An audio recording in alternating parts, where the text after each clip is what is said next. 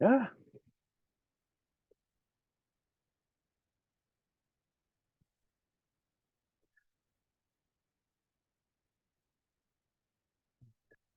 And there we are.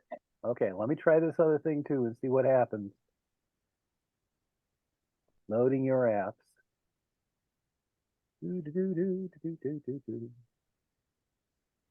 All right, collaboration. All right, just click to highlight. Add that. Is Margaret having fun yet? Hi, Margaret. How you feeling? I'm getting better. I went to the doctor today, so they told me what I already knew. They said I just have to write it out. There's nothing they can do. Just a virus or something, right? Well, they didn't. Yeah, Yeah, whatever. Okay. Oh, hold on. Welcome to Fathom. Let's get you set up. Should only take 2 or 3 minutes, it says. Working on it. Sorry about that. But it's the first time we've used it. So, you know, if we can get the thing to work to actually take notes, then that would be fantastic. and Hi, just Durandra. so you know, Anand, Claire has also been researching some alternative ways because I know it didn't work last week, right? Well, I had thought it was on because I had never seen it before. Hold on, it's taking me over to Firefox. Hold on. I will see if I can put that on a different screen, which will theoretically make it less invasive. Well, if you can make it work, I know Claire will be very happy. Yeah.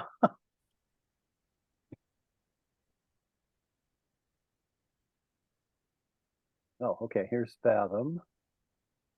It's the website for the application. Why we need to go to all that, I don't know. It's what's recommended for Zoom. So, and it's supposed to be free and blah, blah, blah. Well, thank you. Was this the automatic stenographer function? Yeah, that's what it's supposed to do, theoretically. My second screen is being difficult.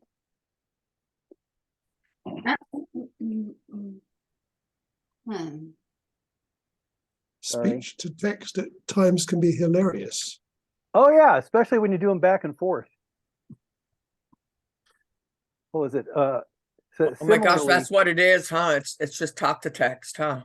Probably. I don't know exactly. But it's fun when you do translations back and forth a couple of times too. That can be really entertaining. Doriandra, how's it going? You're on mute.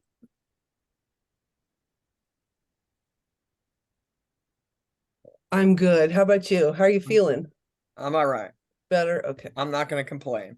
All right, good. I'm alive, so that's a good thing. Yay. Live is good. Yeah. Delinia, how's it going? You getting ready for 420? Oh my God, yes. They're already like super busy tonight. Yeah, I see it's already all over Facebook about 420 and oh shit, it's tomorrow, huh? I don't even. I argued with one of my customers yesterday. I said, no, today's Wednesday. They're like, Margaret, it's not. I'm like, no, you are mistaken. What did you work a 24-hour shift? Today is Wednesday. And they're like, Margaret, it's not. And I looked at the calendar and they told me the date and I was like, oh shit. Yeah. I think I was a little tired, but I can imagine. We're all meeting up pretty early tomorrow to kind of have breakfast with each other. And yeah, but it's crazy. Like our store, it was actually kind of cool because, you know, we've always done like half of what the other store has, and it seems to be building up some pretty good steam. Oh, good. Good. Yeah. Sorry to interrupt you. They're great guys. Yeah, go ahead.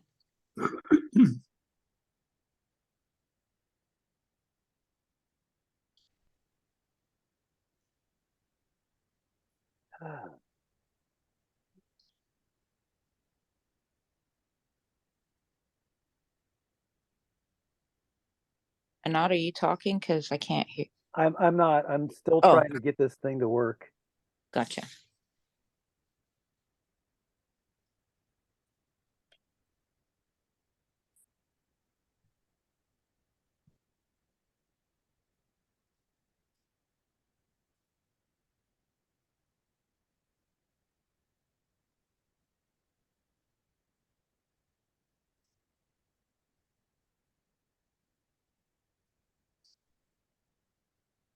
I don't think this is going to work right now. I'll have to work on it later. It's insisting it has to look at my calendar, and I don't use one. So, And just a quick suggestion, maybe Sure. you could talk with Claire, because I know she's been doing some research as oh, well. sure. Yeah. And I'm sure the two of you collaborating can figure it out. Oh, I'm sure. It's just, I had thought it was just, you just push the button and it works, but apparently there's a whole lot of setup stuff, which kind of caught me by surprise. I bet there's YouTube videos of it too. Yeah, there probably is. Yep. There's YouTube videos of everything, which is a little intimidating. Oh, what is that? Here's Thea. Sorry, she was sitting there waiting for me to let her in. I'm sorry, Thea.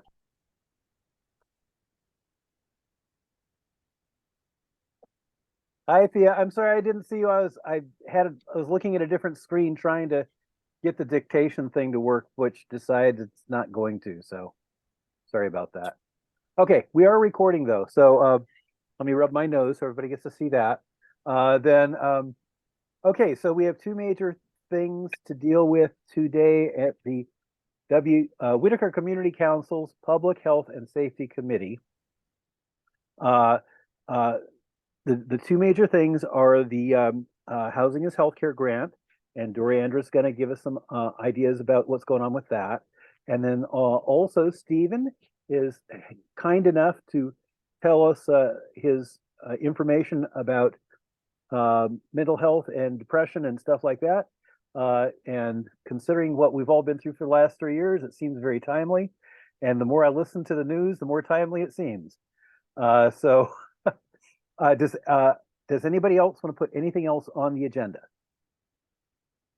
Not seeing anything else, I think we'll go. Is it okay if Stephen goes first? Great, you okay with that? Stephen, are you all right going first? Yeah, I was thinking maybe do the urgent stuff with the grant stuff first, and then Okay. do me afterwards, because I don't want people getting antsy and focused on the grant stuff while I'm trying to change the subject. Oh, okay. That's fine. And you're just such a nice guy. We would do you anytime. Don't worry about it. Okay. Sorry. I'm I figure I flattered. can get away with that with you. All right. So You have to speak to my agent. that's right. All right. So Doriandra, would you be so kind as to tell us where things are currently with the current Housing is Healthcare grant from OHA? But if you can also tell us what's going on with that other $25,000 that is kind of sitting there, and we're trying to figure out what to do. Whatever you think is appropriate for us to know. I have great faith in you. Please let us know. Thanks, Anand. Yeah, I mean, Margaret asked me to do a big, like, kind of overview of the whole project a little later, but I think just the quick notes, Sure. so far, 28 families served. Oh my God. Of those 28, 5 were folks trying to get into new housing. So we had some people living in cars with kids and Wow. domestic violence cases and whatnot. So those are all safely tucked into housing and have good platforms now to kind of build on that. So Oh wow. when we, originally talked about just doing the security deposit, once looking at their whole case and talking to landlords and stuff, it was great to empower them with a month or two, depending on their circumstances and families and needs, to really be settled in tight, to have some kind of lead up there. So that was great. Had a lot of good experiences with some of those folks that had the new rentals, kind of connecting them with St. Vinny's so that they'd get furniture dropped off and get all the dots connected that way.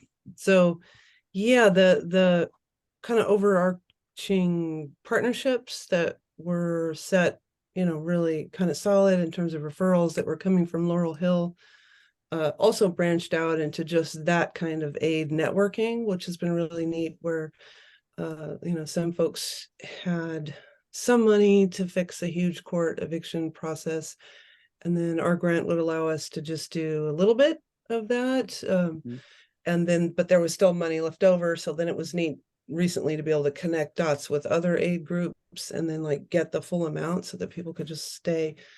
So yeah, that's feeling really good. And it seems like the respondents are, we're getting more and more applications. Right now, I think I've got 11 families I'm working on. So yeah, it's kind of picking up steam, which is good. There's a lot of money left that is going to need to go back to the state, since we won't have time to spend it down, and that's a bummer, because if you don't spend down grants, oftentimes they won't give you more. So that's really disappointing, but it's what we've got. So yeah, the numbers are pretty big. Let's see, I'll give you a quick recap of the numbers here. Let me pull them up. I see you, Delenia. We'll get to you. Right now, let me see. Okay, so we started with 235,000, and thus far the 28 families, that bill has come to $66,402.80. So that leaves a balance of $168,598 to spend down in 2 months. So, then the second grant that you asked me to chat about, and that was the one that I got OHA to agree to let us braid with the Housing is Healthcare. Right. And that's a $25,000 grant. And I think it's caused a lot of confusion because it was from a large, another separate grant that had nothing to do with the CBO one that we've been working with. Right. It was a public health equity grant, which had funding left in the tobacco prevention section. So it's kind of weird, and it had nothing to do with what we were doing, but they were, wanting us to have it. So that was 25,000. And if we allocate the salaries for the last 4 months, of Drea and myself, we will have spent $20,432 on that. So that leaves approximately 5,000 left. Nice. And that is predicated on having to do the books, changing the books and cleaning them up, so that we're putting back into the ORAP grant the salaries that we've been pulling while we waited for the tobacco fund to land, which according to Drea has landed. I think that's what I'm seeing in the email. So that money would just get funded back over, and then we're left back with having this huge thing to spend down for the housing. So yeah. Okay. I'm going to ask you one question before I get to Delenia. Sure. So you've been doing a great job making sure that there wasn't any fraud involved. And I'm hoping that the grantors appreciate that more than the fact that we didn't spend it all down. On the other hand, what do you think is going to impress them more in terms of wanting to give us more grant money? And the comparison is staying really tight on the fraud prevention and making sure nothing gets out that doesn't need to go out, or alternatively, loosening that up a little bit and making sure more money gets out the door. I mean, what do you think their focus is? That's a great question. Yeah, in the meeting last week, from where they are, it's just like spend it down, spend the money. So that's a tough one. you know, as a fiduciary of the grant, Sure. I've been focused on catching the flat out fraud that's happened many, Yeah. many times with these applications. So that's a tough call. I don't think it's any fault of WCC's. If anything, the difficulty with, you know, the checks and some of the stuff that happened with that has been really the massive speed bump.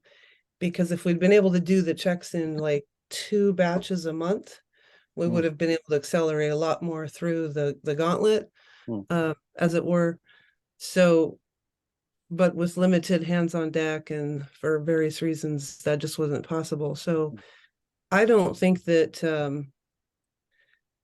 I think across the board, it's not like we'll be penalized for not being able to spend it down. But there's always that risk that they won't refund the council if money comes in later.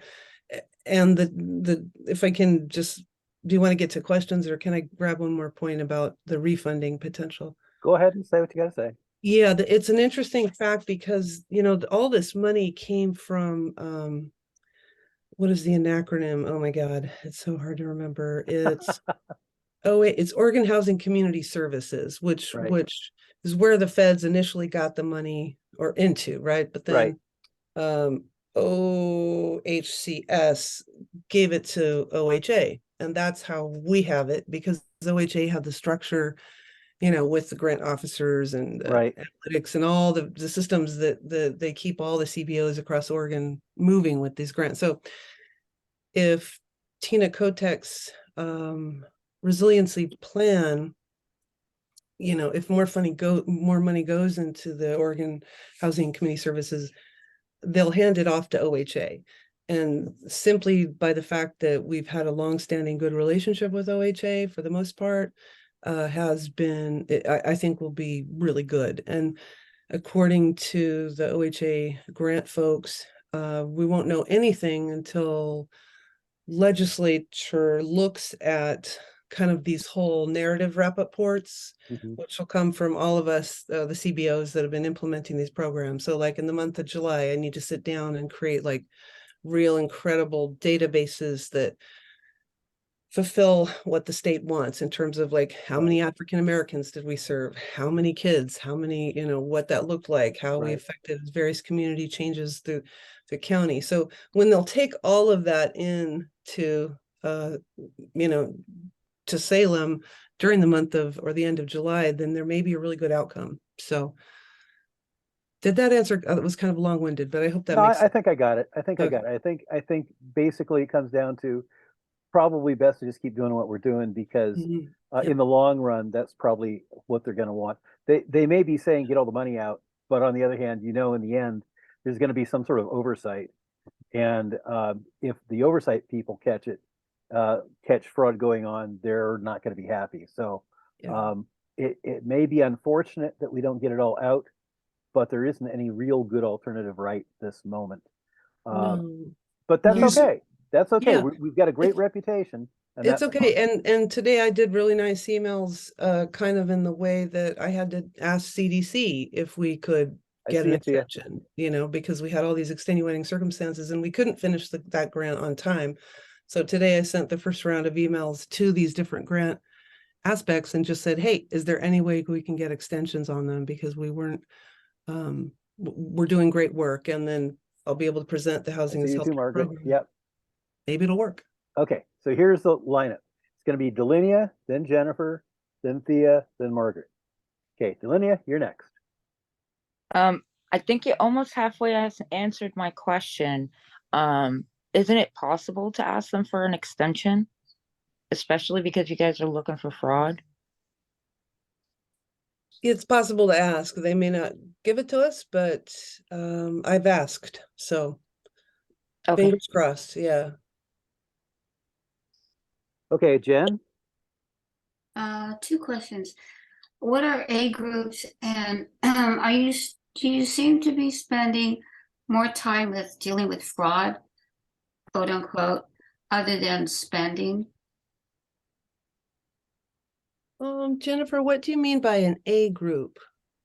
I don't know. That's what I'm asking you, because I thought you said a group, and I'm going, what does a group mean?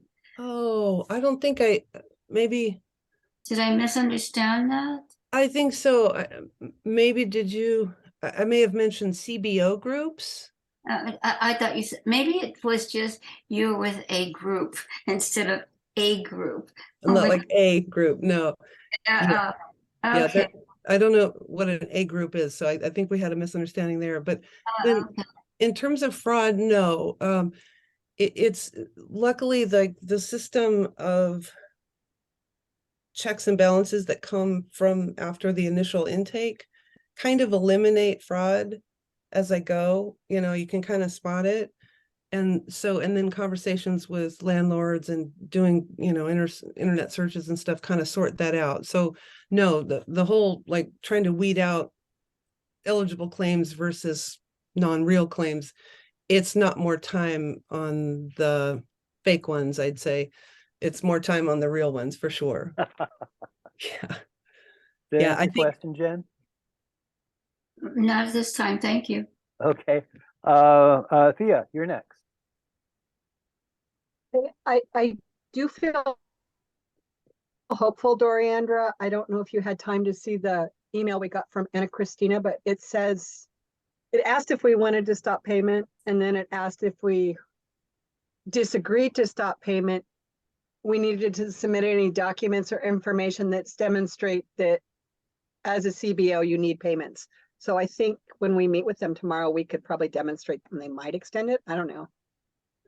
yeah, I think they'll be generous. I'm but I not don't sure. know. I'm not sure what that means, and I didn't receive it with. So I'd love it if you'd forward it over because I don't know what that is. You were in the email, I think. So I'll look through again and I'll forward it to you. Okay, thanks. I can. It just says, thank you. I got the invitation. Here's the link.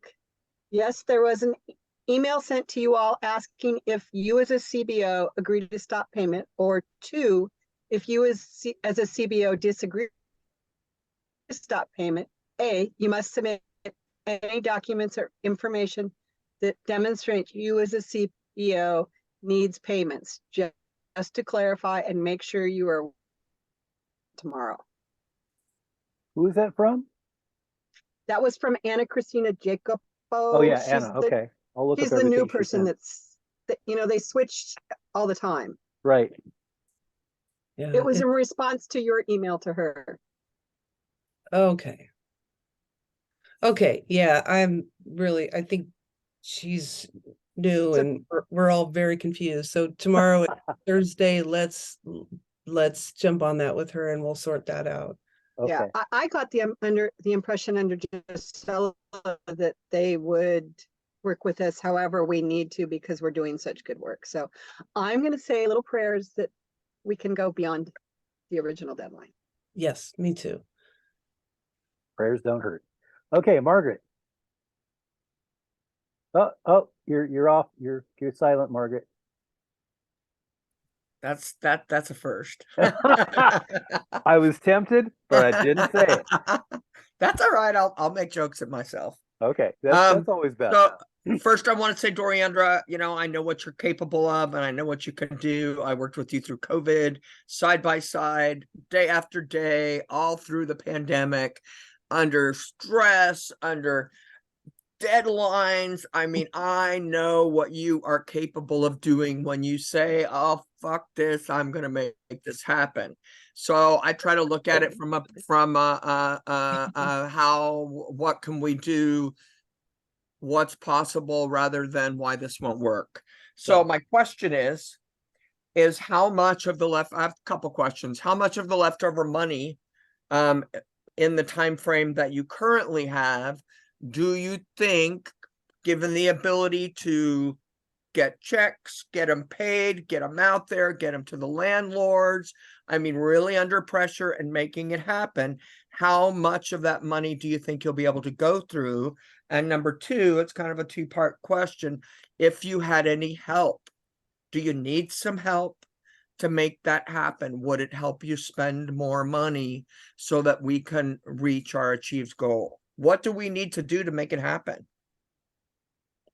Thanks, Margaret. We just need to be able to cut more checks, basically, because doing it twice a month would double the amount of recipients. So how much of the money, we have 2 months left, right? Yep, we have 2 months. So, okay, so how much of that money do you think we can go through? well, if we're averaging at about, let's see. And can you increase that number? Yeah, I mean, Mike, that would be amazing if we did it twice a month, because it's been averaging about maybe 14,000 in checks per time. So if we double that to 24, we can burn That down. would be 28. Okay, 28. I suck at math. 16. okay. Yeah, if we could cut about 56,000 more of that out into the community in 2 months, that would be But that would still leave how much money?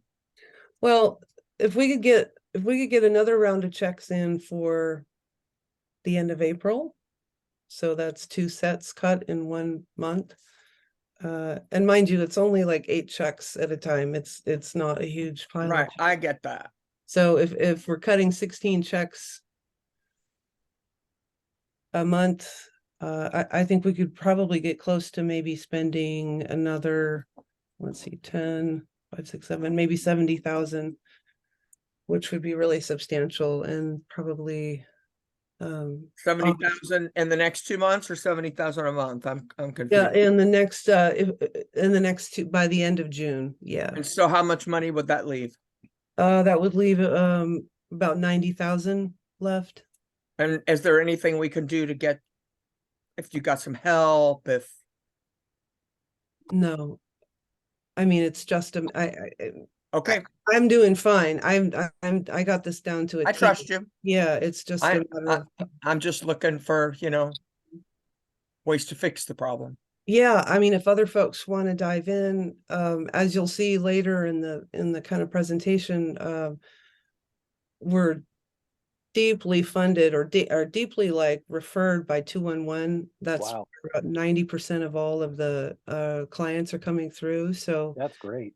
this is, I think the next thing is to use that crappy little social media graphic I made, because they suck at that, and like push that forward in all of our stuff. Claire's great at that.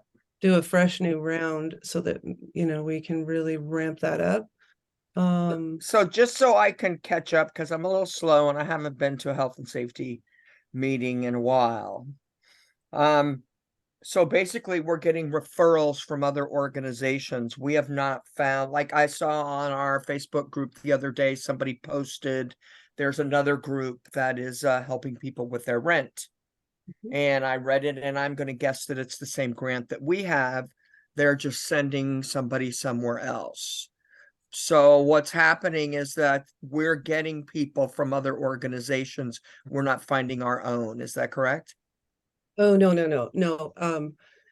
My initial goals were to partner with multiple agencies, and for various reasons, the only one that really worked out was Laurel Hill.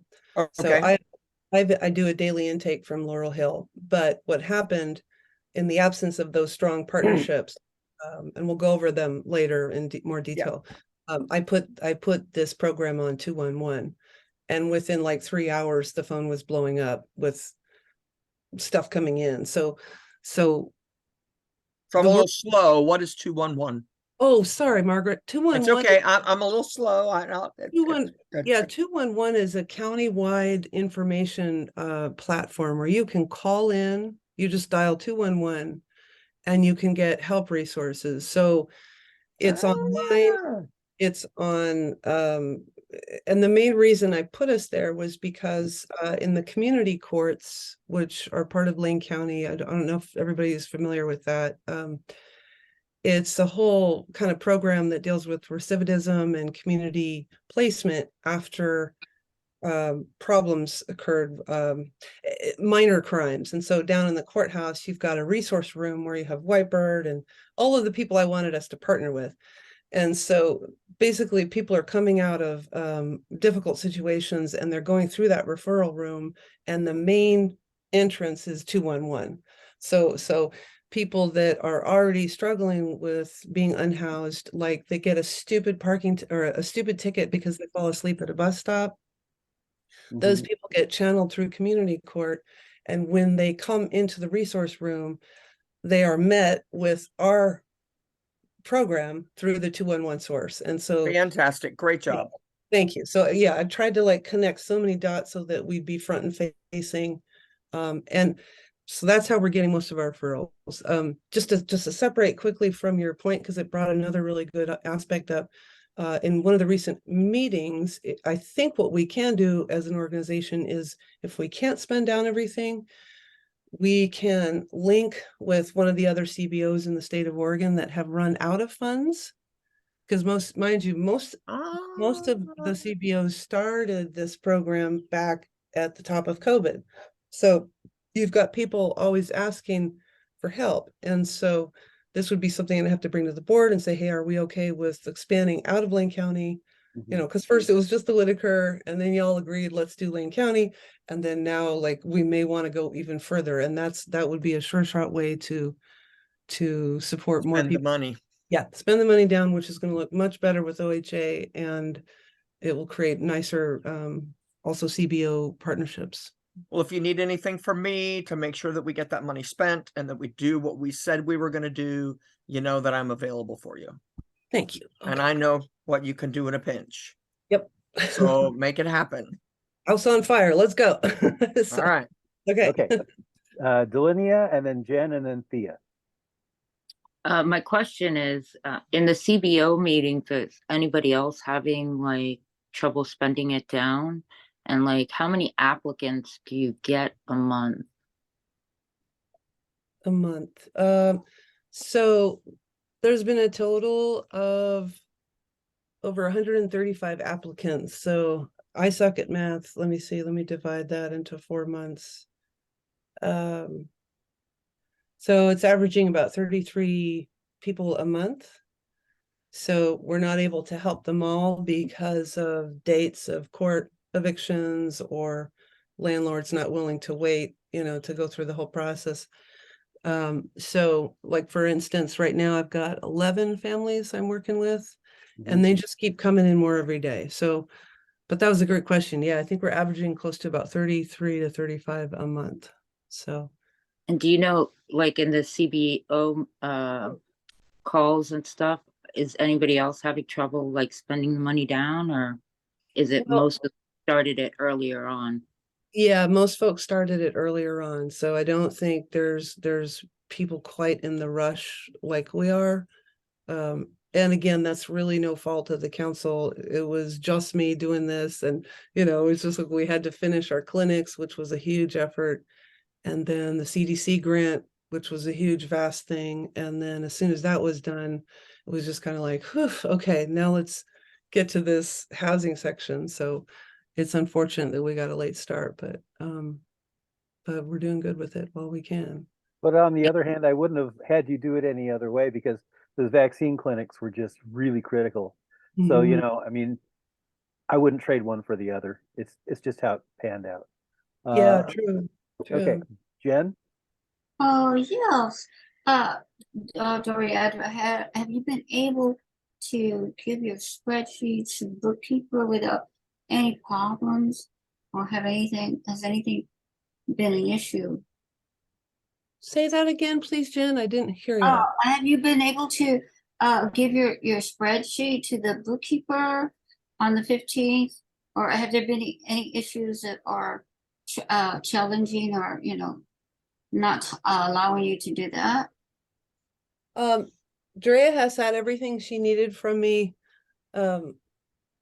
when she needed it. There's been many challenges with timelines changing and communication problems, but yeah, my work has been thorough and everything has been where it's needed to be once people decided where they wanted it to be. So is it on the 15th of each month?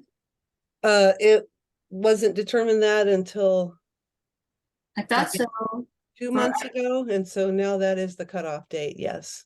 Oh, okay. Okay, thank you. Okay, Thea? Guys, my internet's cutting in and out. Do you need more hours to get more people through? Because I know that the landlords are a stickler. I mean, I know that can be an issue, getting a hold of landlords, I should say. And I also know that landlords, because I was in a meeting last night in Salem, and landlords are not wanting to accept this money because they're not guaranteed that their tenants are going to pay the 4th month rent. And so they were saying landlords are having a hard time accepting money to get people out of crisis, because then they have to start the eviction process all over. The moment they accept money from us, the eviction process starts all over. And some landlords are like, we're done. We've been messing with this for months. We finally got the eviction. We're not moving forward. So do you need more hours because you only have 20 to get more people done, or more time? I don't know. I think I'm making myself clear, but maybe not. Yes, great question. Having more hours would be immensely helpful. Yes, I'm going over 20 hours easily every week because, like you said, it's a constant phone game back and forth trying to get landlords on the phone.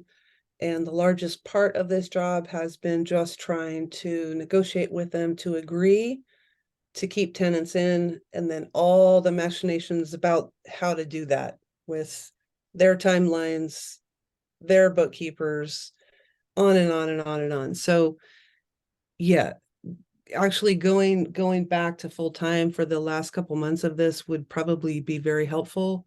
But again, it won't help if we can't accelerate getting checks cut. So let's see. And then you had a second part of that question, Thea. Oh yeah, that they're reluctant to. Yes. So what is happening is frustrating because there has been so much aid being filtered into Lane County for folks. And so, yeah, I meet a lot of hostility from primarily property management companies that are really sick of having to add this to their admin task. And so that may be something unique about Whiteaker Community Council's ideas, is that I am, being very firm that we are not going to give you guys this money if you can't promise that you'll keep the tenant in. And that's something Anand and I were really concerned about from the get-go, was that we'd be writing $5,000 checks, everything would be fine and dandy for 3 months, and then the landlords would just go, okay, start the eviction again. And so I feel a sense of honor to really hash that out with the property managements or landlords to make sure that they're not just screwing us around and screwing their tenant, and that they're actually creating a safe passage for that person. So in all my conversations with landlords, I start with that conversation. I say, look, we understand the business side of being a landlord in Eugene and understand that sometimes the tenant is not the right fit for you, but that is our goal, that you keep the tenant there. And so I feel that I can say safely, unless people are just flat out lying, that these folks are going to be in good hands.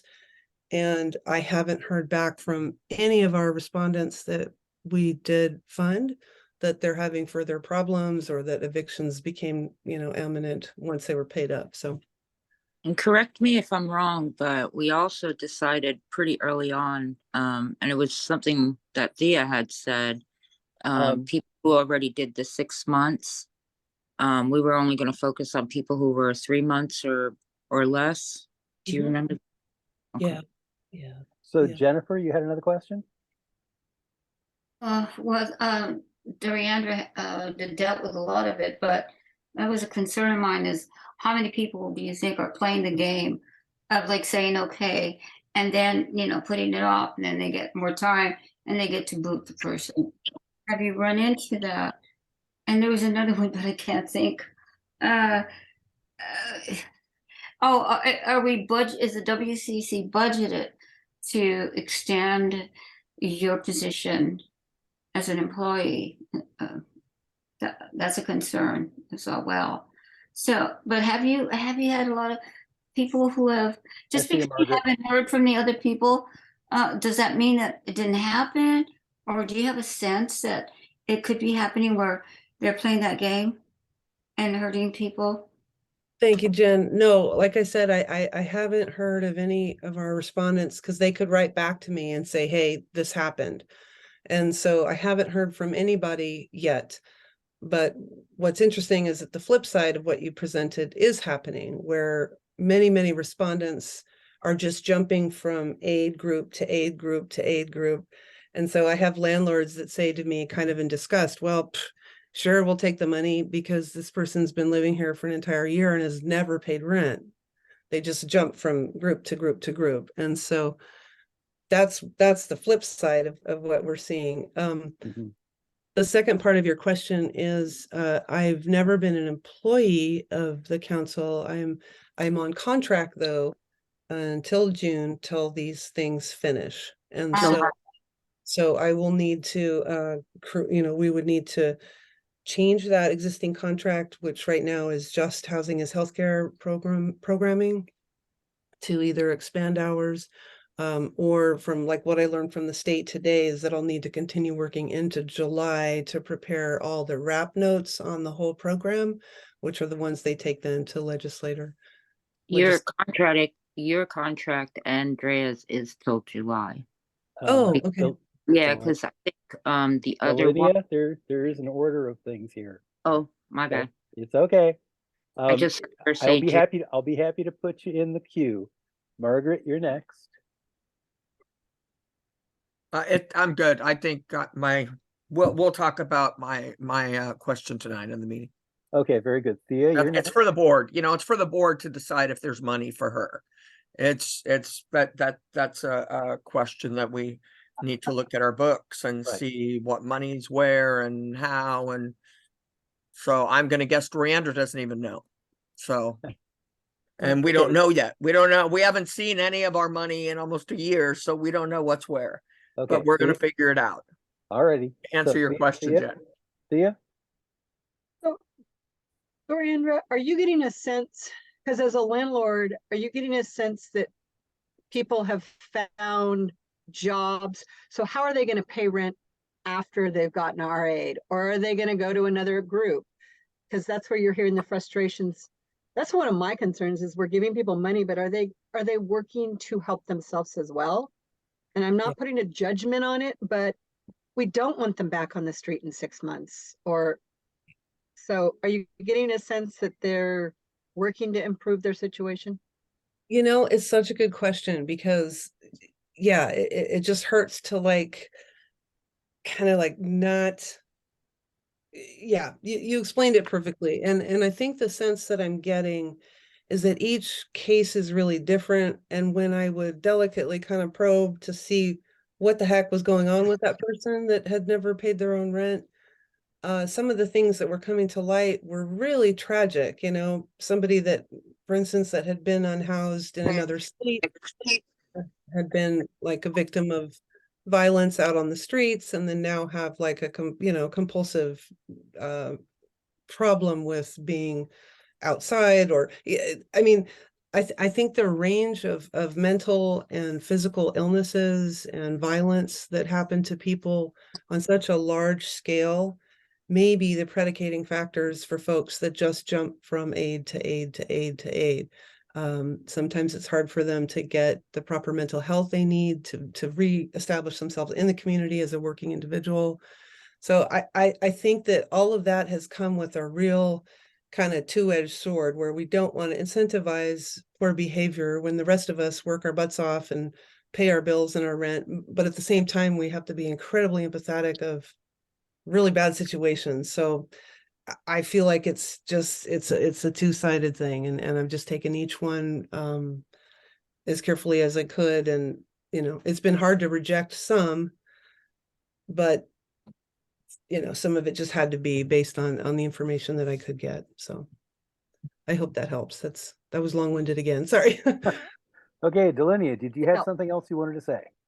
Yeah, I just wanted to remind everybody that Andrea's contract is to the end of July, because we kind of learned lessons with the other grants where reporting time, like cleanup wasn't added to it. So yeah, thanks. That makes sense. I remember now, we did that. Thank you. That What makes did you sense. say? Clean up? Is that what you said? Mhm. Yeah, like there's a final reporting that you have to do for the grants, and that wasn't taken into account for the other grants and Right. Andrew's contract, but we did it with this grant, like Great. gave an extra month. That makes sense. Yeah. Thank you for explaining that. Okay, Jen, you had something else? Oh, yes, Dorado, gosh. I'm really sorry to hear about there is no solution about those who have maybe perhaps not pursued and, put their feet on the ground to be able to maintain. That to me is really should be part of the issue. The success of what you're doing or what is the money that's coming from is doing. I don't know how you get around that, but what does RA mean? Oh, Thea mentioned it, RA. What is that? Thea, do you know what that is? No, I don't know what you're talking. I thought it had to do with landlords or something. No, we were talking about aid, other aid. Oh, gosh, do you Sorry, think? my is cutting out. Jennifer, it's really inconsistent. I Meaning apologize. other aid, Jennifer, meaning that people are going from the Whiteaker Community Council to Whiteaker to CAS to HIV Alliance. There's all this money out there for people to have their rent paid. And so rather than using it to get on their feet and get a job and get back in a forward motion, what they're doing is they're just getting one to another to another. It's kind of like I get it. And that's frustration because I mean other people who really need aid and you have no way to address that. Is that something you can point towards whoever is giving the funds in order to make it more complete, or more well-rounded? I don't know. That's just a question. Thank you. Okay, I've got a question. So my concern is this. You're having to deal with the people who have been through a whole lot of trauma, which invariably is going to cause trauma to you. What are you doing to take care of yourself? Oh, that's a good answer, and I don't think I'm doing a good job. But I'm doing the best I can. Yeah, I have a lot of like family trauma going on right now with I hear that. dad ill and a lot of chaos, but I don't know. I think it's like reading books and walking and kissing the cat over and over and over. God, he's so cute, Yeah, that's good. Yeah. So, but thank you for that. Yeah. You're very welcome. I want to tell everybody a very, very short story. So I've worked with people with disabilities for umpteen decades. And there was one time when one of the case managers came into the house with somebody who's quadriplegic. And I swear to God, she said this. So, can you walk yet? Okay. What I'm saying here is a lot of these people who are going from housing grant to housing grant, whatever assistance, as Doriandra pointed out, a lot of them have some serious trauma in their lives. It's not that they aren't trying to pick themselves up. It's the only thing they can do. And I'm not saying that's true of all of them. There may well be some that are doing a scam, but there's an awful lot of people that they cannot meet our society's expectations. They can't. They just can't do it. So try to keep that in mind when we're doing all this. And that's one of the reasons I am concerned about you, Doriandra, is because a lot of these people are very traumatized, and inevitably, when you deal with that day after day, it's gonna rub off. So be careful with yourself. We care about you, okay? Thank you. Thank you. And you brought up such a salient point. I think that's kind of what is helping is that, when we're driving around and we're getting groceries and stuff, I mean, we're just confronted every 10 feet with someone that is not fitting into that parameter of society and is stuck living outside and experiencing incredible mental illness. But the fact that these folks that we're talking to and helping are actually staying in houses or getting into houses, that's just a vast victory right there, because from that platform, you have time to adjust and eventually heal, hopefully. So I think this is actually a great point to stop and let Stephen give us his report, because it kind of like all connects together. Stephen, you're up. I'm not sure whether 9 minutes is really long enough for it, but well, you can do more later. I'll start on it anyway. Sure, okay, that'd be great. But basically, I'm not an expert on this. The only person in this room, as far as I know, is Anand, who's been trained in providing trauma-informed care. Yeah. I have no qualifications. I've just personal experience and research. So what Anand just brought up then was why I started looking into this in the first place. I attended a presentation at Alluvium on climate trauma. That was my first step. I realized that I'd been experiencing trauma as a result of being with an unhoused friend when he died last December. I mentioned how I was holding his hand. I'm calling this unhoused trauma or proximity to it. It may be that our proximity to housing trauma could be affecting those of us on this committee. That I think Doriandra is confirming that. So what is trauma? Mammals have nervous systems that seem to operate in one of two dominant modes, sympathetic and parasympathetic. The sympathetic nervous system is our survival mode, sometimes called fight or flight. That's stand up to what is threatening us or run away. The parasympathetic nervous system, on the other hand, is our rest and healing mode, when we repair the physical, mental, and emotional damage that was created by what we experienced when we were in the sympathetic fight or flight mode. The theory is that extended time in sympathetic mode, the fight or flight mode, can make it more difficult for us to switch over to the parasympathetic mode once the threat has passed. Eventually, we may find ourselves stuck in the sympathetic fight or flight mode, and healing cannot begin. We're then seriously out of balance and start to show physical symptoms, emotional symptoms of the trauma or of the conditions that we're experiencing. Stop me at any point, just raise your hand if you have a question. I'm about halfway through what I had prepared. I'm scurrying a little bit, but maybe we can have questions at the beginning of the next meeting. Absolutely. Here in the Whiteaker, we may be close to a multi-trauma epicenter. We have evident unhoused trauma all around us.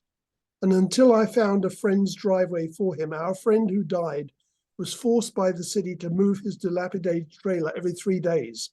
He had no tow vehicle of his own. This was a traumatic process for him.